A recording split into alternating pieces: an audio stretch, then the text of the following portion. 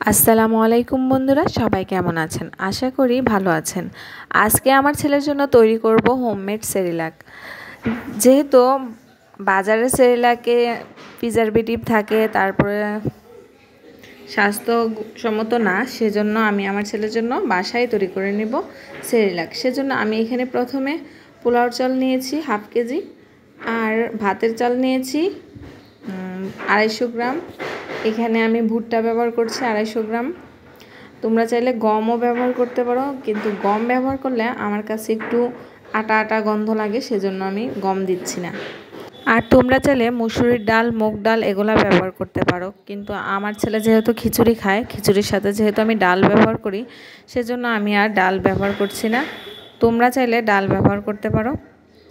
এই দেখো, আমি এগুলো শুকিয়ে নিয়েছি।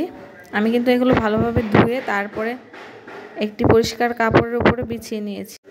এখন আমি কাজু বাদাম নিচ্ছি 100 গ্রাম, কাঠবাদাম নিব 100 গ্রাম, চীনা বাদামও ব্যবহার করব 100 গ্রাম। বাদামগুলো আমি আলাদা আলাদা করে ভেজে নেব। আর আমি কিন্তু এখানে খেজুরও ব্যবহার করেছি, শুকনা খেজুর যেটা। আর এখানে কিন্তু আমি এলাচ নিয়েছি, এলাচগুলোও কিন্তু আমি ভেজে নিয়েছি। এই যে তোমাদেরকে দেখানোর জন্য আমি এলাচগুলো হাতে নিয়ে দেখাচ্ছি। এলাচটা দিলে খুব সুন্দর একটা ফ্লেভার আসে, সেজন্য আমি এখানে এলাচ দিয়েছি। তোমরা চাইলে নাও দিতে পারো। এই যে আমি ব্লেন্ডার জারে আমার চালগুলো যেগুলো ধুয়ে নিয়েছিলাম শুকিয়ে, সেগুলো এখন ব্লেন্ড করে নেব। আমার ছেলের বয়স যেহেতু 2 বছর প্লাস, সেজন্য আমি বেশি মিহি করব না। এই যে দেখছো যেরকম আছে ওরকমই রাখবো। এখন আমি বাদামগুলোকেও ব্লেন্ড করে নিয়েছি, কিন্তু আমি এখন চালগুলোর সাথে বাদামগুলো মিক্স করব না, আমি এখানে আলাদা রাখবো, কারণ আমি চালগুলোকে আবার একটু ভেজে নেব। এখানে কিন্তু আমার সবগুলো বাদাম আছে। আর এই যে খেজুর, শুকনা খেজুরটাকে আমি ভালোভাবে ধুয়ে একটু শুকিয়ে নিয়েছি, তারপরে ব্লেন্ড করেছি। দেখো খেজুরটা কীরকম হয়েছে।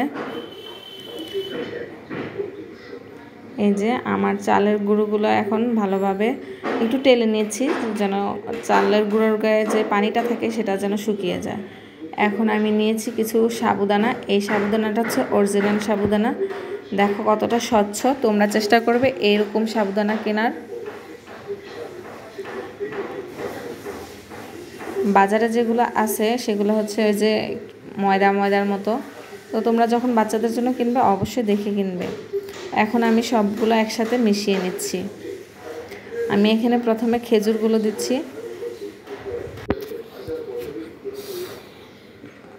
খেজুরগুলো ভালোভাবে মিশিয়ে নিচ্ছি। এখন ব্যবহার করব সাবুদানা। এখানে আমার 100 গ্রামের মতো সাবুদানা আছে। আমি সবগুলো সাবুদানাই দিয়ে দিব।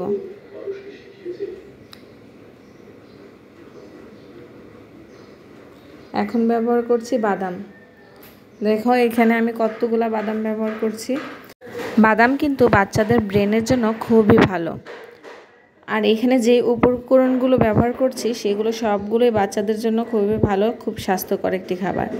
আর এই সেরিল্যাকটি কিন্তু আপনার বাচ্চার ওজন বৃদ্ধি করবে, আপনার বাচ্চার মেধা বিকাশ করবে, কারণ এখানে প্রচুর বাদাম ব্যবহার করা হয়েছে।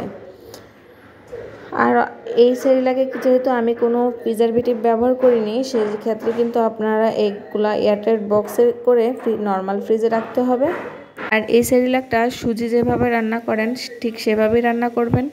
চাইলে একটু ঘি ব্যবহার করতে পারেন, অথবা ডিমও ব্যবহার করতে পারেন। সেক্ষেত্রে খাবারের টেস্টটা আরও বেড়ে যাবে। তো বন্ধুরা, ভিডিওটি যদি তোমাদের ভালো লাগে প্লিজ লাইক সাবস্ক্রাইব করার অনুরোধ রইল। আর যারা সাবস্ক্রাইব করেছো তাদেরকে জানাই অসংখ্য ধন্যবাদ। আল্লাহ হাফেজ।